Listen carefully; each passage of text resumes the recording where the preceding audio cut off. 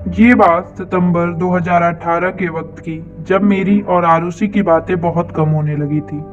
मैंने आरुषि को कई बार पूछा था कि आजकल क्यों तुम मुझसे बात कम करती हो, कोई प्रॉब्लम है क्या, कोई परेशान कर रहा है क्या, लेकिन आरुषि ने मुझे कुछ नहीं बताया।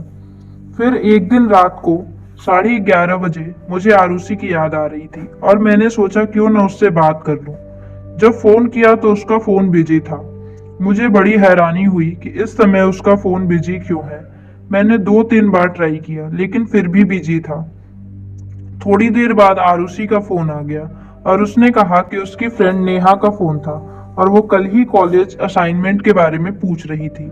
मुझे थोड़ा शक हो चुका था कि आरुषि किसी और से बात कर रही थी। इसी तरह एक महीना बीत गया और उस एक महीने में आरुषि मुझसे बहुत कम बातें करने लगी थी।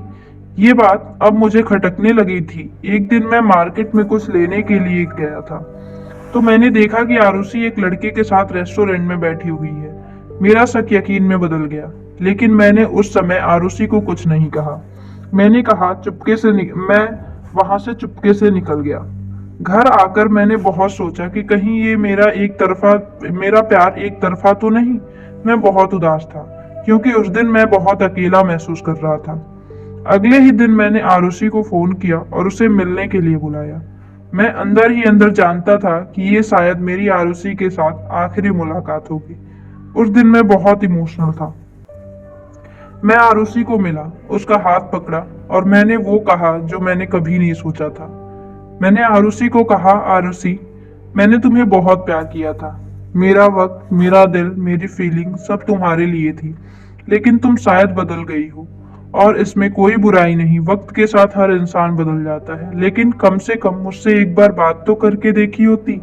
खैर, मुझे पता है कि तुम्हारा अफेयर किसी और के साथ भी है और इसलिए मैं चाहता हूँ कि तुम मेरे इस बंधन से आजाद हो जाओ।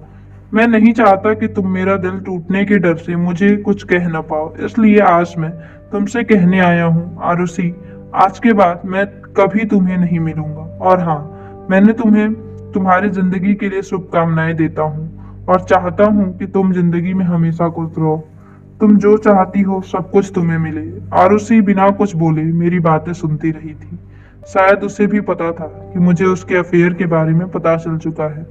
उसकी आंखें नम भी थी, लेकिन अब मुझे कोई फर्क नहीं पड़ता था। उम्मीद है आपको वीडियो अच्छी लगी होगी। अच्छी लगी तो सब्सक्राइब जरूर करें और वीडियो को लाइक जरूर करें। Thank you so much. और कमेंट सेक्शन में जरूर बताएं ये स्टोरी आपको कैसी लगी। ऐसी बहुत सारी स्टोरी पाने के लिए प्लीज चैनल को सब्सक्राइब जरूर करें। Thank you so much.